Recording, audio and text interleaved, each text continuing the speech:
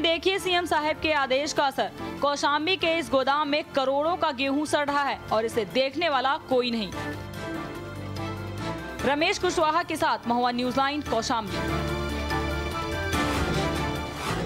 अभी पूरी तरह मानसून आया भी नहीं है, लेकिन उसके पहले का हाल देखिए। थोड़ी सी बारिश हुई और कैसे एफसीआई गोदाम के बाहर जो खुले में अनाज पड़ा हुआ था या फिर जो शेल्टर के अंदर भी था, हालत ये हुई कि पानी इकट्ठा हुआ और 4000 गेहूं बोरी बर्बाद हो गया, पूरी तरीके से सड़ने की कगार पे आ गया है। 4 तस्वीरें आपको दिखाएंगे उत्तर प्रदेश के अलग अलग शहरों की, जहां पर हमारे संवाददाताओं ने जाकर खुद जायजा लिया है और देखा है कि वहां पर एफसीआई गोदामों का क्या हाल है।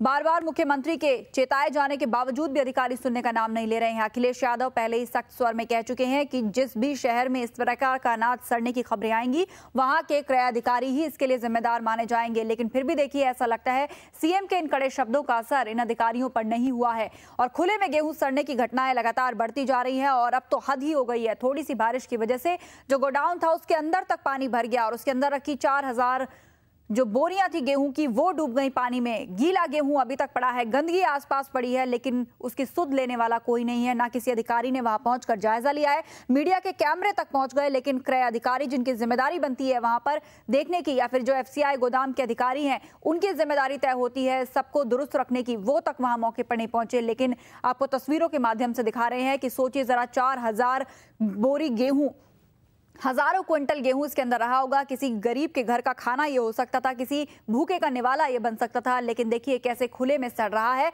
और एफसीआई के तमाम जो अधिकारी हैं या प्रशासनिक अधिकारी हैं वो इस मामले पर कुछ भी कहने से बच रहे हैं। कब रुकेगी आखिर ये बर्बादी? मानसून से पहले अब तक 1 लाख टन अनाज सड़ चुका है सिर्फ इसी लापरवाही की वजह से। आखिर जब मानसून आएगा तो उसके बाद क्या हाल होगा, ये एक बड़ा सवाल है। प्रशासन के दावों की पोल खुल जाती है। तमाम तस्वीरें जब भी सामने आती हैं तो हमेशा प्रशासनिक अधिकारियों के दावों की पोल खुल जाती है। देश की बात करें तो अब तक करीब 1 करोड़ टन अनाज खुले में इसी लापरवाही की वजह से सड़ चुका है।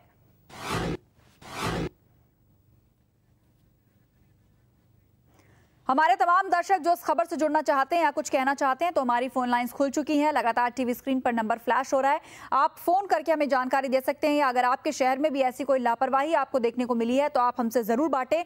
हम आपकी आवाज प्रशासनिक अधिकारियों तक ले जाएंगे। हम महकमे में बैठे उन अफसरों से जवाब लेंगे, उन मंत्रियों से पूछेंगे कि आखिर जब जनता से आप वादे करते हैं या फिर इस अनाज को पहले भी गरीबों में बंटवा देने की बातें सामने आई हैं, ये सड़े इससे तो अच्छा है कि इसे गरीबों में बंटवा दिया जाए, ऐसा खुद सुप्रीम कोर्ट भी कह चुका है। लेकिन उसके बावजूद भी अभी तक कोई ठोस कार्रवाई क्यों नहीं की गई? या तो इनको रखने का इंतजाम किया जाता या फिर क्यों नहीं इसे बंटवा दिया गया? आखिर इस प्रकार से खुले में इसे जानबूझकर सड़ते देखने का मकसद क्या है?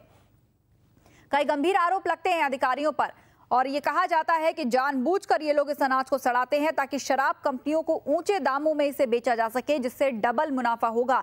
गरीब के घर तक पहुंचे उससे बेहतर है कि किसी शराब कंपनी को बेच दे, उसमें ज्यादा मुनाफा और फायदा नजर आता है। लेकिन आखिर ऐसे में सवाल पैदा होता है उन गरीबों के, आम जनता के हक का, नैतिकता का, कि अगर ये उनके घरों तक पहुंचता तो क्या बुरी बात थी, बशर्ते ऐसे खुले में ये सड़ने को मजबूर है। आपको वो तमाम बातें भी सुनाएंगे, अधिकारियों के दावे भी सुनवाएंगे कि आखिर क्या कुछ कहते हैं मंत्री, सरकार के नुमाइंदे जब पब्लिक के बीच में जाते हैं तो किस प्रकार की बातें वो करते हैं। जेल मंत्री राजा भैया क्या कह रहे हैं, किस प्रकार के दावे सरकार की ओर से उन्होंने किए हैं, ये आपको सुनवाते हैं।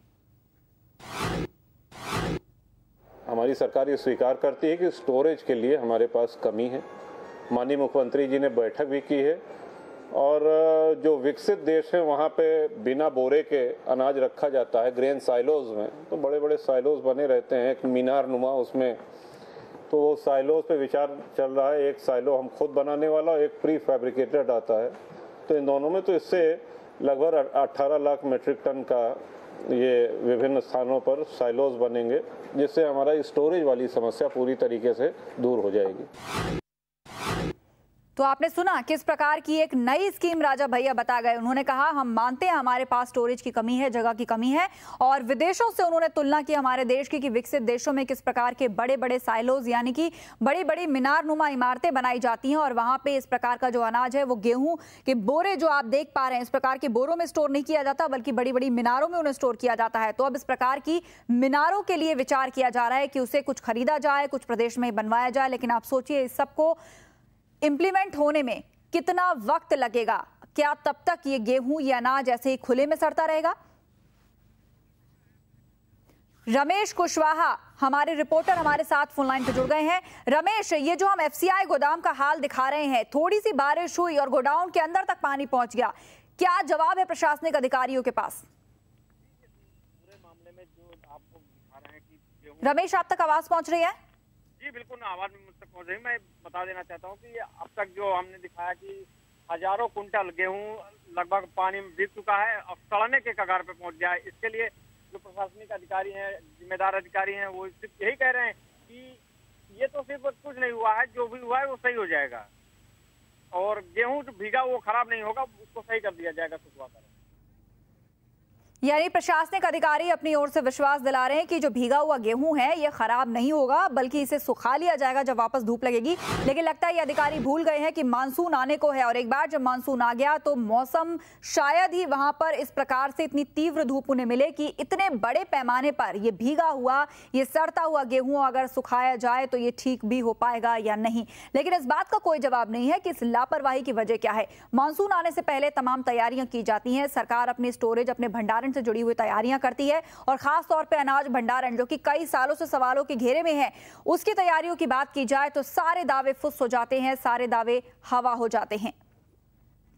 कोमल भारद्वाज एक जागरूक दर्शक हमारे साथ पौड़ी से फोन लाइन पे जुड़ गई हैं। कोमल जी, क्या कहना चाहती हैं आप? सर जी, ये बहुत ही अफसोसजनक है, बहुत ही दुर्भाग्यपूर्ण है जी। भारत जैसे विकासशील देश में गेहूं की ये दुर्गति की जा रही कहेंगे, क्योंकि सरकार के पास साधन भी हैं और सरकार चाहे तो इसकी सुरक्षा भी कर सकती है। और यदि वास्तव में इनके पास कोई साधन नहीं है तो कम से कम ये गेहूं गरीबों को बंटवा ही दिया जाता तो कुछ गरीब इन्हें दुआ देते और कुछ गरीबों के चूल्हे जल जाते।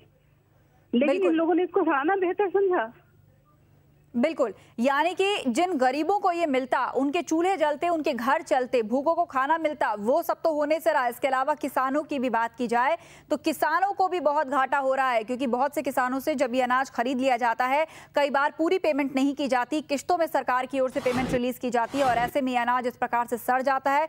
सरकार के पास फिर नए बहाने हो जाते हैं, पूरी तरह से पेमेंट किसानों तक नहीं पहुंच पाती, उन्हें अपनी मेहनत का खर्च नहीं मिल पाता, जिससे साल भर किसान के घर में चूल्हा जलता है, किसान का पूरा परिवार पलता है, ना तो उसका मुनाफा किसान तक पहुंच पाता है, ना ही किसी गरीब के घर तक ये अनाज पहुंच पाता है जो सबसे ज्यादा जरूरतमंद है। और अगर बात की जाए एंड कंज्यूमर की, जो हम आप जैसे लोग हैं, उनको महंगाई के रूप में इसका खामियाजा भुगतना पड़ता है, क्योंकि बड़े पैमाने पर अगर अनाज ऐसे सड़ के बर्बाद होगा तो जितना अनाज बचेगा वो जाहिर सी बात है महंगी कीमत पर मिलेगा।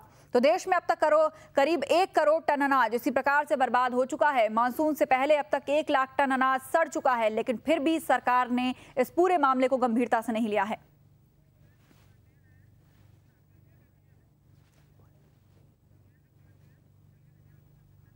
हमारे साथ विजेंद्र पांडेयन डीएम है बलिया के, फोन लाइन पे जुड़ चुके हैं। पांडेयन साहब, ये अनाज सड़ने की जो घटनाएं हैं, मानसून से पहले की तैयारियां होती हैं और जो मौजूदा तस्वीर हम दिखा रहे हैं, हालांकि वो कौशाम्बी की तस्वीर है, लेकिन तकरीबन ज्यादातर भंडारण जो केंद्र है उनके हालात ऐसे ही हैं, प्रॉपर जगह नहीं है। मानसून आने वाला है, बारिश आगे और ज्यादा होगी, तो किस प्रकार की तैयारियां की हैं आप लोगों ने?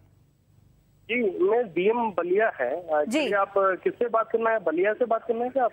जी, हम डीएम बलिया साहब, जो हम आप ही से बात कर रहे हैं, विजेंद्र पांड्या साहब, हम आपसे ये जानना चाहते हैं कि मानसून आने वाला है, बारिश होने वाली है, जगह जगह पे भंडारण केंद्रों का बुरा हाल है। एक ऐसी ही तस्वीर एक जगह की हम भी अपने दर्शकों को दिखा रहे हैं, आपने क्या तैयारियां की हैं? जी, कल में तो देखिए हमको खबर मिला है, तो कल एक केंद्र पे तिरपाल सही से लगा ही नहीं था, जिसमें जा करके मैं तो उनको ऊपर निलंबन के लिए मैं शासन को रेकमेंड करके भेजा है और हमारा एसडीएम सभी लोग रवाना पे है। कहीं ये घटना हम लोग आगे नहीं देते हैं हम लोग।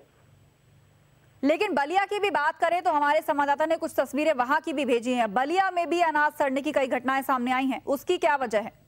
जी, ये एक समस्या है, कल चितबड़ा गांव का है। एक्चुअली अचानक बरसात की वजह से हुआ है, वो भी खरीदने के बाद वो जो समय से वो डिलीवरी नहीं हो पा रहा था उनको, तो उनके वजह से हुआ है। ये तो भविष्य में नहीं होगा ये मामला, हम लोग गंभीरता से ले रहे हैं। आप आश्वासन तो दे रहे हैं कि भविष्य में ऐसा नहीं होगा। हमारे रिपोर्टर पशुपति फोन लाइन पे हमारे साथ बलिया से जुड़ गए हैं, उनसे भी बात करते हैं। पशुपति, हमारे साथ डीएम साहब मौजूद हैं बलिया के, विजेंद्र पांडेयन जी, जो कह रहे हैं कि आगे से ऐसा नहीं होगा और जो अनाज सड़ने की घटना है वो सिर्फ एक गांव की थी।